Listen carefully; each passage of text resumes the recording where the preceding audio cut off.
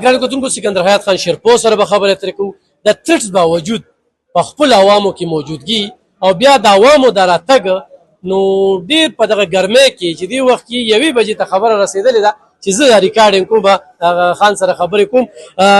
د لوی اختر په موقع به چې خپلو کتونکو ته څه وایو د ترټس باوجود په عوامو کې ستاسو دغه موجودګي نو ګرانه د جنس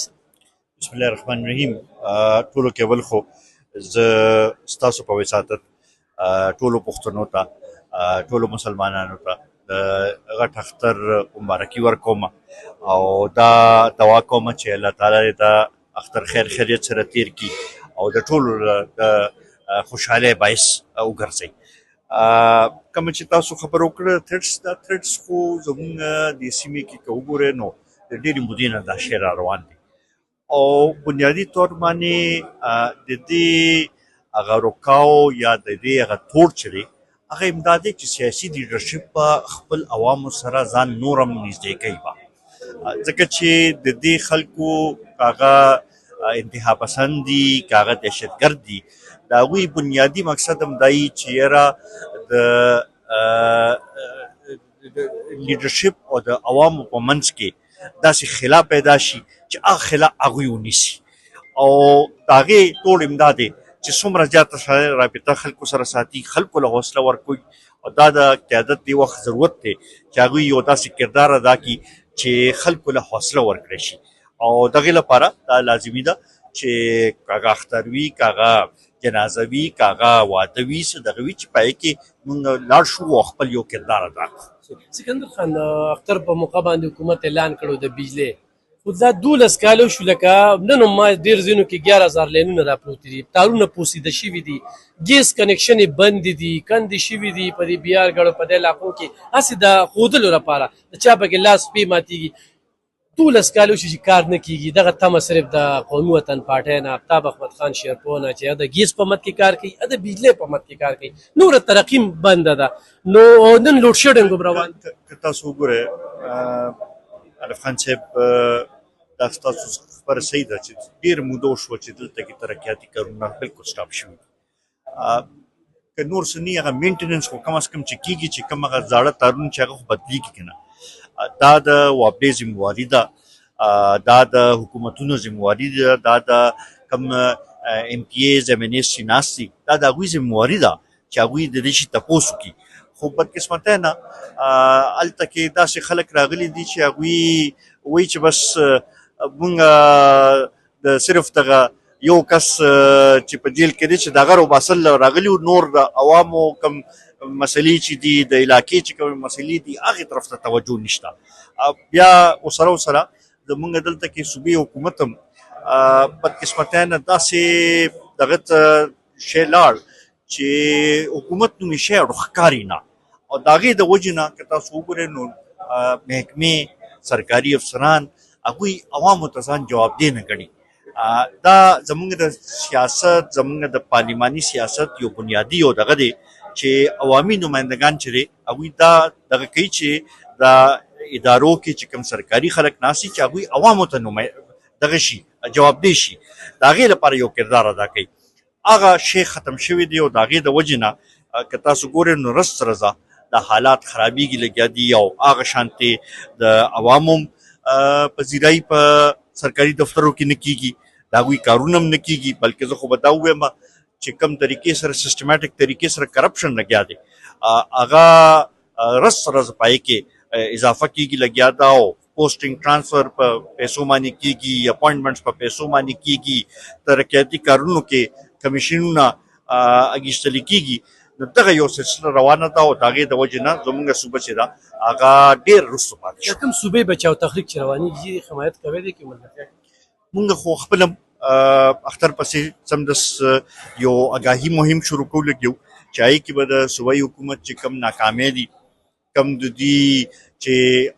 د خلکو د مسلو طرف ته توجه نه ورکوي، کم کرپشن کېږي لګیا دي، کم دا میګا سکینډلز ووتل، د دې به مونږ هرې یو ضلعې ته ځو او دا خبره به خلکو ته مخامخ ږدو او په دې خبرې به یې پوهیو چې د دې وخت ضرورت دی چې سړی راپاسي او خپل د حق تپوس وکړي. سکندر خان دې ضلع ته دا ګیس تاسو په وجه راغلی دی 2019 کې چې کنیکشن بندي شوی دی 2019 نه ول 2025 پورې خلک داخلي کړي دي ګیس محکمه په هغه بزنس کوي تاسو نه تم ساتي جنو لکه ګیس نه لګي او د خلکو نه پیسې غستې شوی دي کنه دا جاته دی بالکل پوره دا دغه محکمې لپاره هم دا ټیک نه ده ځکه چې هغوی خو وګوره نو د ګیس محکمه بنیادي طور باندې ګیس خرڅوي چې هغوی کنیکشن یې نور ولګي ګیس په خرڅوي نو د هغې به ریکوري ورته کېږي دا دومره پایپ لاین چې واچولی شي دا دومره خرچه چې پایپونه باندې وشي د هغې ریکوري خو همدې طریقې سره وکېږي نو په کار دا ده خو دا ډېر عجیبه یو سوچ راغلی دی او خاص کر بیا زموږ صوبې کې چې هغې کې د خپل ضرورت نه زیات ګیس پیدا کېږي په کار چې دلته خو دا مسله نه وي هغه صوبې چې کوم یو کې ګیس نشته هغوی ته ګیس پوره ملاویږي او چې کوم ځای کې ګیس پیدا کېږي هغې ته کم دغه کېږي دا یو ډېر عجیبه ناانصافي روانه ده. सिकंदर खान आने वाले बजट के हवाले से आप क्या कहेंगे लोग ये कह रहे हैं कि बहुत से टैक्सेस में आयत होगी तो क्या मशवरा भी देंगे? देखें अभी जो आने वाला वफाकी बजट या सूबाई बजट मैं तो ये समझता हूँ कि मुझे कोई उम्मीद नज़र नहीं आ रही कि उसमें आवाम को रिलीफ दिया जाएगा. चाहिए तो ये कि आवाम को रिलीफ दिया जाए. मैं समझता हूँ कि इस वक्त अगर आप देखें तो हुकूमत की गलत पॉलिसी की वजह से आर्टिफिशियली डॉलर के रेट को भी ऊपर रखा गया. हालांकि मैं समझता हूँ कि इसका असल रेट इस वक्त 240 के लगभग है. अगर ये इस पे आ जाए तो आपके कर्जे भी कम हो जाएंगे और आवाम को रिलीफ भी उससे मिल जाएगा क्योंकि उससे रिलेटेड पेट्रोलियम और पेट्रोल डीजल के रेट्स हैं, उससे बिजली के रेट्स हैं, बाकी चीज़ों पे तो सब चीज़ों के ऊपर उसका फ़र्क पड़ सकता है. लेकिन यहाँ पे एक्सपोर्टर्स को खुश करने के लिए आर्टिफिशियली डॉलर का रेट 282 पे रखा जा रहा है. पूरी दुनिया में डॉलर का रेट कम हुआ. हमारे पाकिस्तान वाहिद मुल्क है पूरी दुनिया में जिधर डॉलर का रेट बढ़ा है इन 3-4 महीनों में. तो ये कुछ समझ नहीं आ रही. इस तरह की पॉलिसीज़ को मद्देनज़र रखते हुए कि जिसमें आवाम के को रिलीफ दिया जाए उसकी तरफ तवज्जो देनी चाहिए. इन्होंने सब कुछ IMF के साथ जोड़ के रखा हुआ है और उससे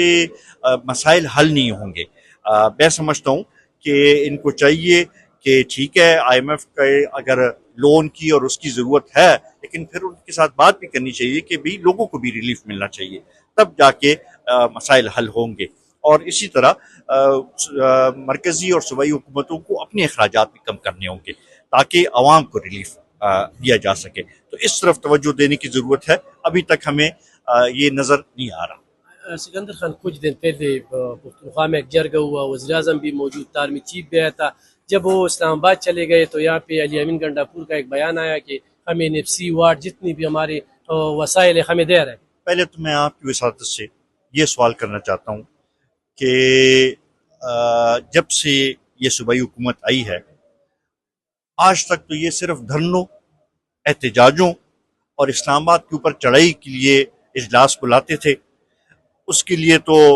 कोशिशें करते थे लेकिन सूबाई हुकूक के लिए आज तक आवाज़ नहीं उठाई.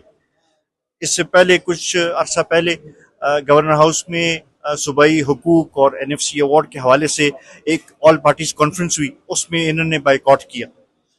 अब जाके जब देखा है कि जी अब हर तरफ से प्रेशर आ रहा है तो जाके इनको याद आया और ये अभी NFC अवार्ड की बात कर रहे हैं. ये बात तो इनको पहले दिन से करनी चाहिए थी. नेट हेल्थ प्रॉफिट्स की बात है, NFC की बात है, इसी तरीके से हमारे बाकी इश्यूज हैं सेंटर के साथ जो हमारे हिस्से का पानी दूसरे सूबे इस्तेमाल कर रहे हैं उसमें अपना हिस्सा लेना चाहिए, उस पर बात करनी चाहिए. लेकिन आज तक हमने सूबाई हुकूमत को इस तरफ तवज्जो नहीं देखा कि उन्होंने इस इशू की तरफ तवज्जो दिया हो. अब जाके इनको ये याद आया. मैं तो ये पूछना चाहता हूँ कि क्यों ये तकरीबन 2 साल मुकम्मल होने को हैं, ये 2 साल आया ये इनकी जिम्मेवारी नहीं थी? हम अभी भी समझते हैं कि मरकज़ को चाहिए कि सूबे को अपना हक दे. वो चाहे NFC अवार्ड में हो, वो चाहे नेट हायर प्रॉफिट्स में हो, वो चाहे पानी में जो हमारा हिस्सा बनता है, वो चाहे जो मर्ज्ड एरियाज का जो वादा किया गया था 3% का, वो उसको मिलना चाहिए। तो तब जाके हमारा सूबा अपने पाँव पे खड़ा होगा और फिर मसाइल हल होंगे। ډیر زیاته مننه ګرانو کتونکو ډیر خلک مېلمانه را روان دي خو ډېرې خبرې سکندر خان سره کیږي مو دغه څو خبرې چې ورسره وکړلې مشتاق خان راشه په دغه ګرمۍ کې دغه لیډرشپ چې ترټس دي او شرپو خان په خپل موجود دي نو څه نظر ساتئ د دې خپل لیډر موازنه څنګه کوي تاسو؟ بسم الله. دا اول خو ټولو مینوالو ته د دې غټ اختر مبارکي او دا خو یو تاریخ دی چې شیرپو خان په دماکو کې چې په هغه باندې به د مازدیګر دماکو شو هغې کې به ورسره چې کوم دی نو 36 کسان شهیدان شو. لکه به تاسو له مثال درکړم زه خپله په هغې کې موجود وم په سټیشن کې چې دماکو شوه هغې کې موږ سره 33 کسان په هغه موقع باندې شهیدان شو څه پکې زخمیان شو په سبا باندې خان چې کوم دی نو سره دغه دونه ترټ او دغه دونه دغه چې ورته وو چې یاره تا باندې یو اټیک وشو او په 15 غنټې پس هغه چې کوم دی په جنازو کې موجود و د هغې نه پس په شب قدر کې چې کوم دی داسې د هغې نه پس په مرزو کې د لمدي مرزی برسي وه چې بندر باندې خودکش 15 شپږ خودکش هرډېږه خو شیرپو خان یو خبره کوي مرګ په نیټه دی او دا په یو ځل راځي په دې زمونږ ایمان دی مسلمانانو چې مرګ یو ځل دی بیا یې راسو هغه نور خو چې کوم دی دا نن د اختر مبارکات هم چې کوم دی کین ناستل او وی بابرو بیان ورکړي چې کومه چې کوم دی اختر مبارکي نه کو دا یو بس یو مستقل لغه دی یې راسه هغه یو د ودس شو هغه نه پس کوم دی نو دا کسره او زمونږ د هنر لیډر دی او پښتون سړی دی بل عوامو سره چې کوم دی هغه یو کلک تړون دی آیات خان وخت چې کوم دی سلسله روانه ده او ماشاءالله کې چې کوم دی د خلک د اختر مبارکي لغه دی اختر مبارکي د ناس دي داسې ورته چې کوم دی نن اوسه پورې تاسو سره ملو شوه او ګوچ عمر هم سیوا دی د وخت چې کوم دی نو کافي ده کوم مطلب دی بحث سیاسي بحث سال عمر کې هغه چې کوم دی بیا موجودي او پردن چې کوم دی نو ټول سره ملاويږي دلته مبارکي تناسي بیا سبا باندې په خبر کې ناسي په بیا په اسلام آباد کې می دا هغه چې کوم دی عوامي سړی د عوامي لیډر هم دغه کاری ډېره زیاته مننه ګرانو کتونکو دغه کارکون سره خبرې کوو خدای کارکون چې کومې خبرې کوي نو دا شرپو خان کې هغه خوبې دي چې دا بل لیډر کې نشته دی ځکه